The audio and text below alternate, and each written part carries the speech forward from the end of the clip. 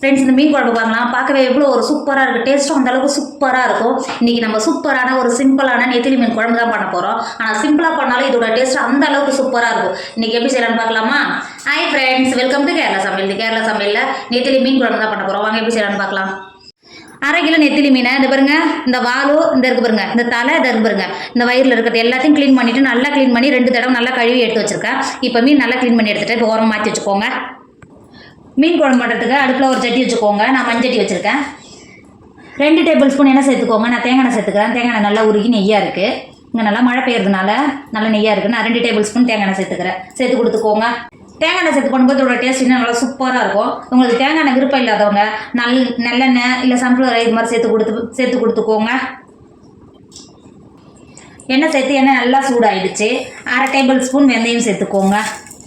அது கூடவே 1/4 table spoon கடுகு சேர்த்துக்கோங்க. வெந்தயமும் கடுகும் நல்லா பொரிஞ்சு வந்துருச்சு. 1/2 டேபிள் ஸ்பூன் பெருஞ்சீரகம் சேர்த்துக்கோங்க. பெருஞ்சீரகம் சேர்த்து பண்ணும்போது இதோட டேஸ்ட் இன்னும் நல்லா சூப்பராக இருக்கும்.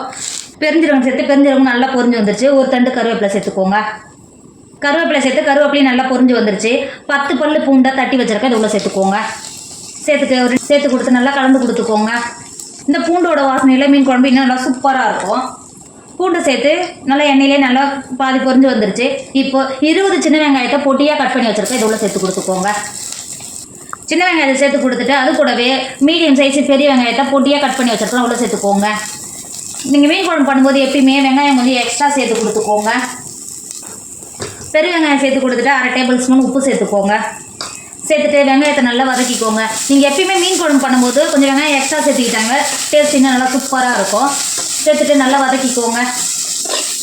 நீங்கள் பெரிய வெங்காயம் சேர்க்க விருப்பம்னாக்கா சின்ன வெங்காயம் கூட சேர்த்துக்கோங்க.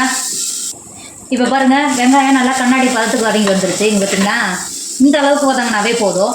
இப்போது 2 டேபிள் ஸ்பூன் குழம்பு மிளகாத்தூள் சேர்த்து கொடுத்துக்கோங்க. குழம்பு மிளகாத்தூள் இல்லாதவங்க காஷ்மீர் மிளகாத்தூள் 2 டேபிள் ஸ்பூன், மல்லித்தூள் 2 டேபிள் ஸ்பூன் சேர்த்திங்கன்னா கரெக்டாக இருக்கும். சேர்த்து கொடுத்துட்டு கலருக்காக காஷ்மீர் மிளகாத்தூள் சேர்த்து கொடுத்துக்கோங்க. 1 டேபிள் சேர்த்துட்டு நல்லா எண்ணெயில் பச்சை வாசனை போகிறதுக்கு நல்லா வதக்கிக்கோங்க. பாருங்க, நல்லா வதங்கி வந்துருச்சு. இப்போ இந்த ஸ்டேஜில் பழுத்த தக்காளி 2 தக்காளி பொடியாக கட் பண்ணி வச்சுருக்கேன். இப்போ உள்ள சேர்த்து கொடுத்துக்கோங்க. தக்காளி சேர்த்துட்டு தண்ணி எதுவும் சேர்க்க தேவையில்லை. இது நல்லா வதக்கிக்கோங்க. நல்லா தக்காளி சாஃப்டாக வதங்குற வரைக்கும் நல்லா வதக்கிக்கோங்க. நமக்கு தக்காளியிலேருந்து இறங்கி வரும் பார்த்தீங்களா, அந்த தண்ணியிலேயே நல்லா தக்காளி சாஃப்டாக வதக்கிக்கோங்க. நீங்கள் தக்காளி வதங்கும் போது மூடி வதக்குறீங்கன்னா சீக்கிரமாகவே நல்லா வதங்கி வந்துடும். நல்லா வதக்கிக்கோங்க. இப்போ பாருங்கள், தக்காளி எந்த அளவுக்கு நல்லா சாஃப்டாக வதங்கியிருக்கு பார்த்தீங்களா. தக்காளி வதங்கிறதுக்கு நீங்கள் இந்த மாதிரி கரண்டி வச்சு இந்த மாதிரி மசிச்சு விட்டிங்கனாவே நல்லா வெந்து கிரேவி ஆகி வரும். இங்கே பார்த்தீங்களா, இந்த மாதிரி நீங்கள் எப்பயுமே தக்காளி நல்லா வெந்து நல்லா சாஃப்டாக ஆகணும்னா இந்த மாதிரி உடச்சி விட்டிங்கன்னா நல்லா கிரேவி ஆகி வரும். இங்கே பார்த்தீங்களா, நம்ம தண்ணி எதுவும் சேர்க்கல. இங்கே பாருங்கள், எந்த அளவுக்கு நல்லா கிரேவி ஆகிருக்கு பார்த்தீங்களா. இப்போது 1/2 நெல்லிக்காய் சைஸ் புளியை 10 நிமிஷத்துக்கு முன்னாடியே தண்ணியில் ஊற வச்சுருந்தேன்.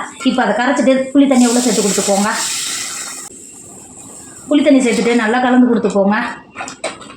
இப்போ குழம்புக்கு எந்த அளவுக்கு உங்களுக்கு தண்ணி தேவையோ அந்த அளவுக்கு சேர்த்து கொடுத்துக்கோங்க. நான் புளி கரைச்சணும் பார்த்தீங்களா, அதை 2வது கரைச்சிட்டு அதிலே தண்ணி சேர்த்துக்கிறேன். உங்களுக்கு தண்ணி எந்த அளவுக்கு குழம்புக்கு தண்ணி தேவையோ சேர்த்து கொடுத்துக்கோங்க.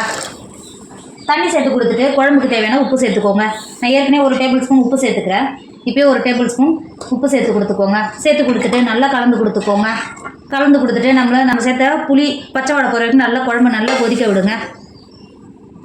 ஃப்ரெண்ட்ஸ், இப்போ பாருங்கள், குழம்பு எந்த அளவுக்கு நல்லா கொதிக்குது பார்த்தீங்களா. அங்கே பாருங்கள், எந்த அளவுக்கு நல்லா கொதிச்சு வந்துருக்கு பாருங்கள். இப்போ நல்லா கழுவி எடுத்து வச்சுருக்கோம்ல நெத்திலி மீன், இது இப்போ உள்ள சேர்த்துக்கோங்க.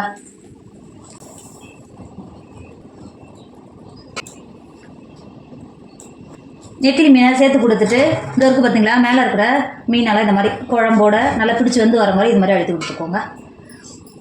அப்போ தான் உப்பு புளியெல்லாம் நல்லா பிடிக்கும். இப்போ மூடி போட்டு ஒரு 10 நிமிஷத்துக்கு மட்டும் மீனை வேக வச்சுக்கோங்க. இப்போ பாருங்கள், மீன் எந்த அளவுக்கு நல்லா வெந்து வந்திருக்கு பார்த்தீங்களா. இங்கே பாருங்கள், கொதிச்சு நல்லா எண்ணெய் பிரிஞ்சு வந்துருச்சு. குழம்பு நல்லா கொதிக்க ஆரம்பிச்சிருச்சு. லாஸ்ட்டாக ஒரு கொத்து கருவேப்பிலை சேர்த்துக்கோங்க. சேர்த்துட்டு இறக்கிக்கோங்க. ஃப்ரெண்ட்ஸ், கமகமான வாசனையோட நம்ம நெத்திலி மீன் குழம்பு சூப்பராக ரெடி ஆகிடுச்சு. இதோட டேஸ்ட் அந்த அளவுக்கு சூப்பராக இருக்கும். நீங்கள் நெத்திலி மீன் வாங்கினா இந்த மாதிரி ட்ரை பண்ணி பாருங்கன்னா டேஸ்ட் அந்த அளவுக்கு சூப்பராக இருக்கும். வீட்டில் உள்ளவங்க எல்லாருமே விரும்பி சாப்பிடுவாங்க.